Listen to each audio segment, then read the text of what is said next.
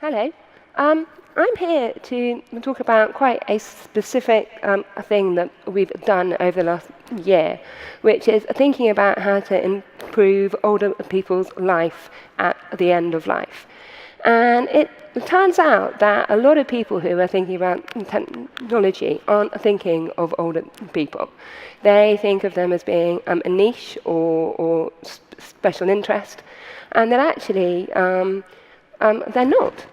So in Britain now, Britain is the oldest it's ever been. There are more people over 70 than there are in their 20s. So actually, if you're commissioning, they're important to think about. And I'm specifically, has that not worked? Yeah. Talking about how we've used experience mapping to kind of really zone in and work out hard problems. I work at Everyone. We're a charity in London, in England, and we're quite new. We're about a year old, and our job is to make things and to lobby and influence in order that the internet works for everyone. And then a thing that we found in thinking about older people, particularly in the context of health, is they're much more representative of everyone than you'd think. They're actually the superusers of the NHS.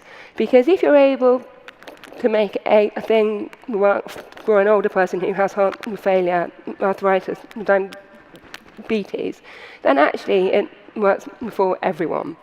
And lots of the commissioners we've spoken with have been thinking about a pretty kind of mainstream group. People who have phones, people who go to the doctors once a year. But actually, it's become really clear to us that if you make a service that works for those who really need it, it ought to work for everyone. And a really important tool is mapping. This here is a part of a really, really long map that shows the last 18 months of a life. And it isn't only about the individual who's dying. It's about everyone around them. Because it became really clear to us that quite often at times of vulnerability, it isn't only about meeting the needs of the individual, it's about meeting the needs of everyone who cares for them.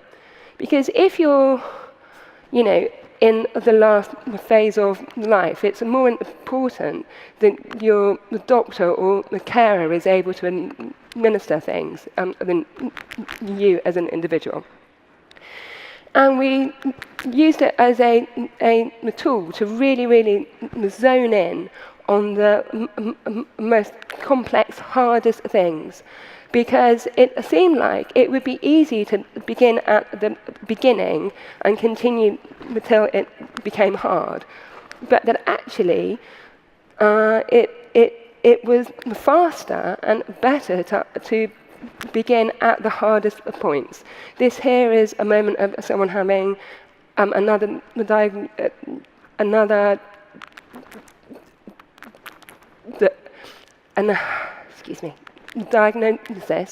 and their life becomes harder to manage and understand.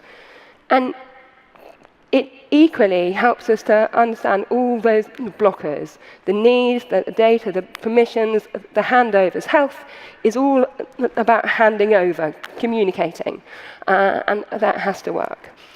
In order that eventually we can make the things the people who need the most. And here I have a couple of demos that look really easy and simple. And I think, to be honest, the easier it looks to the user, the harder the understanding has been underneath it. And that actually, the fact that it's only a couple of of the screens is the victory as opposed to the opposite. We've written it all up here if you're interested. That's me. Thank you.